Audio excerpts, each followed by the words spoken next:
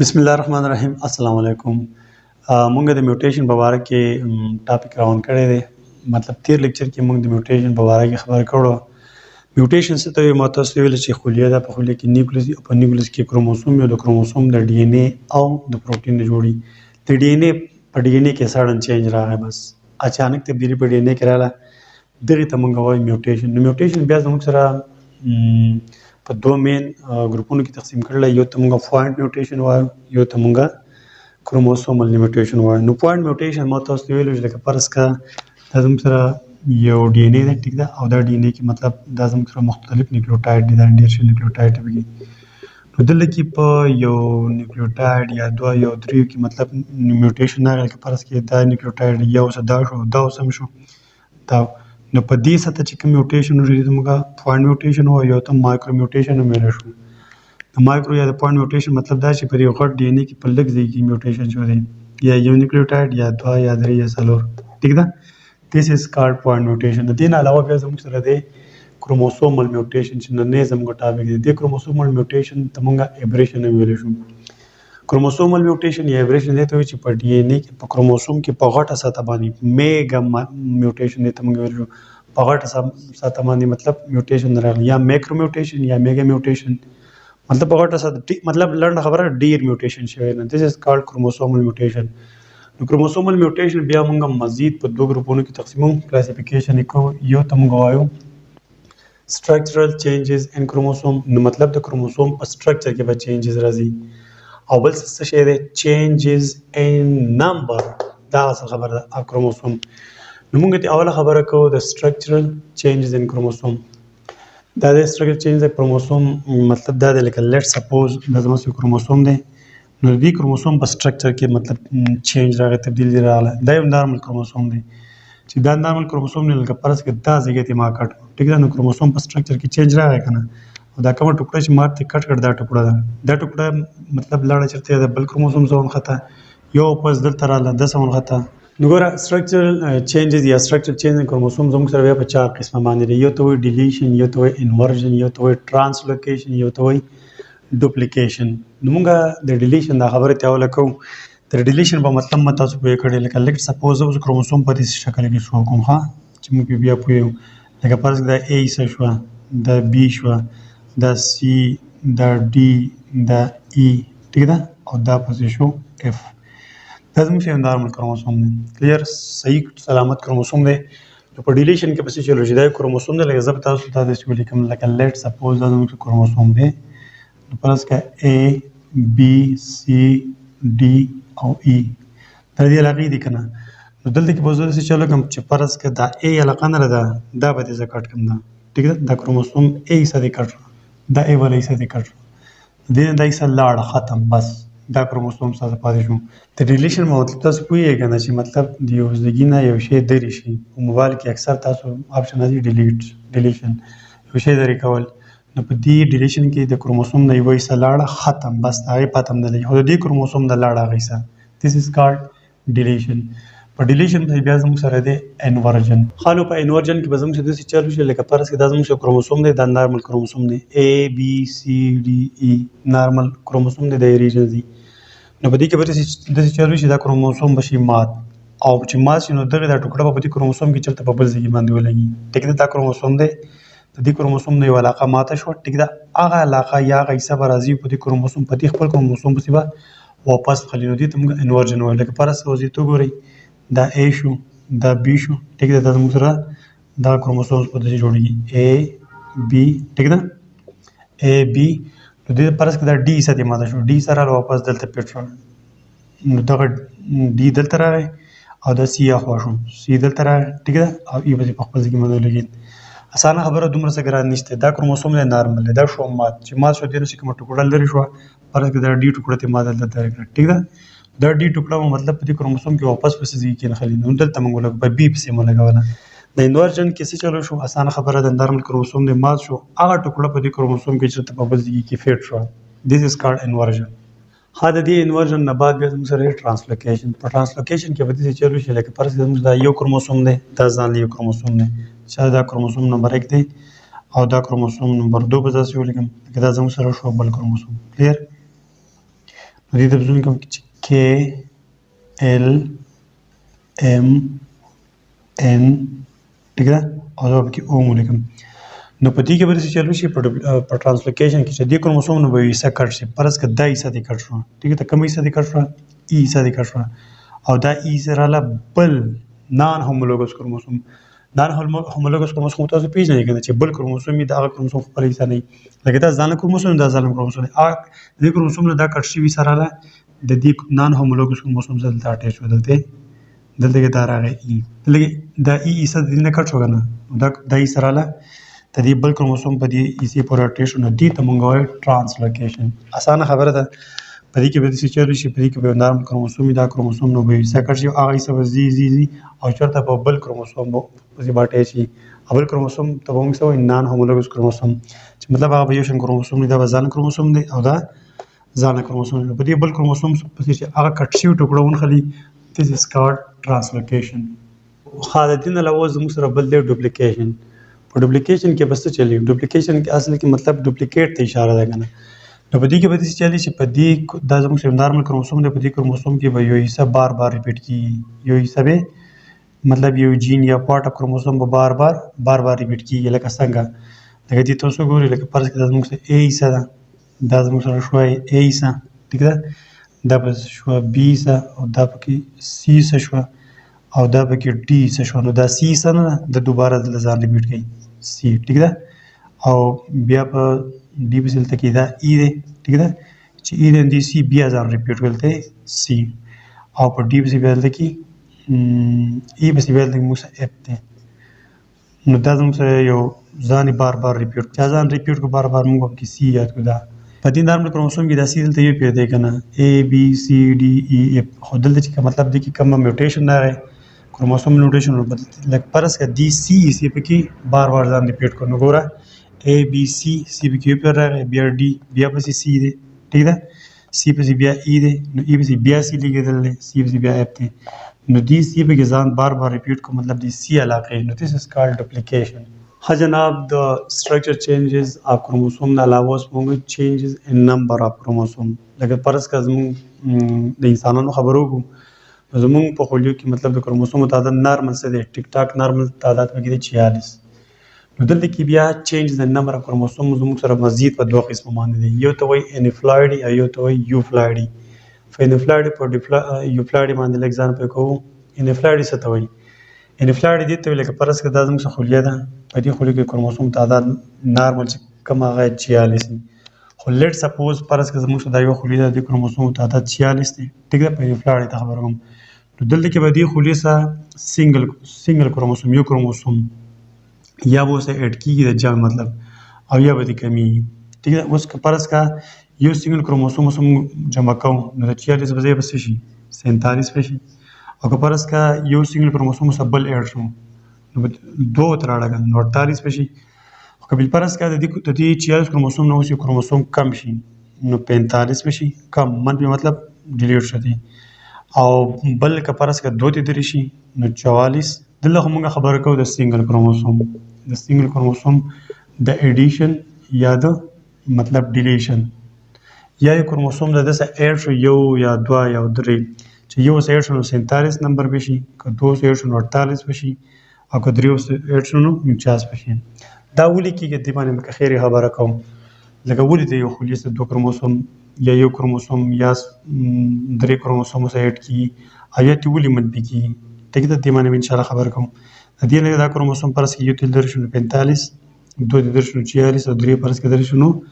43 بشي دا خو زموږ سره انفلایډي دا انفلایډي زموږ سره مزید په څلور قسمه باندې یو د مانوسومي یو د نالسومي یو د ټرایسومي یو د ټیټراسومي نو د مانوسومي مطلب دا دی چې په دې کې زموږ سره لکه نارمل کروموسوم تعداد صحیح 2 مطلب 46 کنه ٹھیک ده نو دینه به یو درې شي یو کروموسوم به درشي مانوسومي دا به دې کې مطلب د خبرې څه مطلب شو چې په دې خله کې یو کروموسوم زو کم شو 2n - 1 د دې مطلب دا چې په دې 46 کروموسوم کې یو کروموسوم کم شو 45 راغله نو دې د وجه بیا مختلف سندرومي بیماریان په انسانانو کې پیدا کیږي ابګه خیر په دې چپټر کې شته به وایو ها د مانوسومي نه علاوه بیا بل سره ده نالسومي په دې نالسومي کې څه چلی 2n 2n نمبر کروموسوم مطلب 46 کروموسوم ماینس 2 په دې کې پر 2 کروموسوم کمیږي نو کروموسوم تعداد پکې څو راغی په هولېږي 44 راغی نو 44 نو دې کې هم غټه مسله او په دې بار کې چې یو ډیلیټ شو هغه کې 45 راغله ٹھیک ده په دې دوه کې خو مطلب کروموسوم کم راغی ډیلیشن مطلب کروموسوم پکې کم راغلی دی اوس په دې لاندې کو یو زموږ سره ټرایسومي دی ټرایسومي مطلب دا دی چې 2n نمبر کروموسوم دی 46 کروموسوم دی د څه یو جمع کیږي یو اضافي کروموسوم مو سره دی په ټرایسومي کې 46 نارمل 46 یو سره ملګری کندو سو شي 47 کروموسوم وشي د نم مسله راځي او بل ټیټراسومي په ټیټراسومي کې څه چلی 2n نارمل کروموسوم 46 د څه 2 کروموسوم جمع شي چې 2 سره جمع شو د کروموسوم تعداد په خولي کې څو شي 48 وشي نو دا هم مسله ده انفلاډي ته بیا وګورئ انفلاډي کې زموږ سره د یو نارمل کله چې ګمیټ جوړیږي خولي جوړیږي نو یو خولي ته یا کروموسوم پکې کم راتلی شي یا ورته زیات راتلی شي چې یو کم راغی هغه ته مونوسومي وایو چې دوه کم راغلو هغه ته مونږه نیلوسومي او چې پرس که یو زیات راغی هغه ته به ټرایسومي وایو او بیا چې دوه زیاتې راغلو هغه ته به ټیټراسومي وایو کلیر د انفلاډي نه علاوه زموږ سره بل دی یوفلاډي په یوفلاډي کې څه چلې لکه فرض دلته تاسو وګورئ د دې وضاحت وروسته کوم حواله دی ته وګورئ مونوفلاډي n نمبر موږ څه ته وایو لکه فرض که یو خولي ده په هغې خولي کې د کروموسوم تعداد 23 دی دا 23 کروموسوم 46 کروموسومو د میاسیس په مدد سره نیم شوي دي که نه نو 23 دا دي او 23 دا دي نو دا خولي دې خولي کې چې کوم کروموسوم تعداد دی یا کم سیټ اپ کروموسوم دی سیټ پېژنئ پوره سیټ دی نو دې ته موږ مونوفلاډي وایو او په څه باندې شو کوم په n نمبر باندې شو کوم د دې نه علاوه کې دا قسم کېدای شي ډیفلاډي 2n لکه فرض کړئ زموږ دا خولي ده په دې خولي کې د کروموسوم تعداد پوره دی که نه 46 نو دې ته موږ ډیفلاډ سیل وایو ډیفلاډ او یا د ډیفلاډ یو ته ویل ډیفلاډي مطلب دا دی چې په دې خولي کې د کروموسوم تعداد 46 دی ښه زموږ د پوهې خبرې اوس دلته شروع کېږي مطلب دلته اوس وګورئ په دې کروموسوم کې یو سیټ په دې مونوفلاډي کې دلته یو سیټ دی کروموسوم 23 کروموسوم دی پکې یو پوره سیټ دی دا او په دې بل خولي کې دا کومه 23 کروموسوم دی دا پوره یو سیټ دی د کروموسومو نو چې په کومه خولي کې زموږ سره یو سیټ ټیک دا هغه ته موږ مونوفلاډي وایو چې په کومه خولي کې زموږ سره د کروموسوم دوه سیټونه هغه ته به ډیفلاډي وایو خبره پکې اوس زموږ سره د فوی خبره دا ده ټریپلاډي کې په یوپلاډي کې به داسې چلي چې لکه فرض کا دا زموږ سره یو خولیا ده ټیک ده او په دې خولي کې د کروموسوم یو سیټ دی که نه 23 کروموسوم دی نو که په دې 23 کروموسوم کې یو سیټ اف کروموسوم دا 23 ورسره جمع کړي نو دا به څه شي نه مونوفلاډي نه به دا ډیفلاډي شي که نه ډیفلاډ خو که بالفرض کا اوس یو جوړه بله جمع کړي یو سیټ ورسره بل جمع کړي ټیک ده نو دا به زموږ سره ټریپلاډي جوړېږي اوره چې اوله 23 یو سیټو نو په n نمبر چې مطلب دوه جوړې وي پکې لکه 23 او 23 ټیک ده دا هم په 2n باندې شو کو 2n باندې خو که درې جوړې شي پکې نو هغه به موږ په 3n باندې شو کو مطلب 3 سیټ اپ کروموسوم ټیک ده ټریپلاډي او بل زموږ سره ټیټراپلاډي په ټیټراپلاډي کې مطلب 23 یو جوړ یو سیټ بل سیټ او بل سیټ په دې کې 23 دي په دې کې به 46 وي او په دې کې به 69 شي که نه 69 ټیک ده او په دې 69 د دې کې په ټوټل څو کروموسوم شي په دې کې به 92 شي نو دې ته موږ ټیټراپلاډي وایو داسې پینټا مطلب دې په دې کې به 15 سیټونه د کروموسوم په دې بل کې به هیګزا شپږ نو داسې پسې د 92 27 بیا نور جمع کړه داسې راځي او چې د هغه نه سره راغی بیا 27 جمع هغه ته به هیګزاپلاډي وایو نو اوس په یوپلاډي باندې ځان پوهېږئ یوپلاډي کې مطلب دا دی چې یو خولیا ده د یو خولي څخه کمپلیټ یا یو سیټ اپ کروموسوم څخه ایډ شو یا درې شو لکه زه تاسو اوس دوباره وایم په کنه لکه فرض کړه دا زموږ سره 46 کروموسوم دی ټیک ده نو داسې یو سیټ اپ کروموسوم بل جمع شو اضافي نارمل نه اضافي اوس بل جمع شو نو دا 69 راځي که نه نو داسې یو سیټ اپ کروموسوم داسې ایډ شو لکه بالفرض کا دا بله خولیا دی که نارمل کروموسوم 46 دی او داسې دوه سیټونه د کروموسومو دا د نور جمع شو ټیک ده نو دا 69 جوړوي دا 92 جوړوي دا خو څه ایډ شو که نه نو دې نه خو منفي کېدی هم شي که نه منفي لکه فرض کړه دا زموږ 46 کروموسوم دی نارمل نو مطلب د نه یو سیټ اپ کروموسوم درې شو ښه نو چې دې یو سیټ اپ کروموسوم درې شو نو 23 پاتې شو ټیک ده او که دې نه دا 23 درې شو مطلب صفر دلته سم پاتې نه شو نو په دې ته موږ وایو یوفلاډي اوس پکې یو خبره دا وره موږ خو دلته کې مثال د انسانانو ورکو چې په انسانانو کې مطلب ټریپلاید یو ټیټراپلاید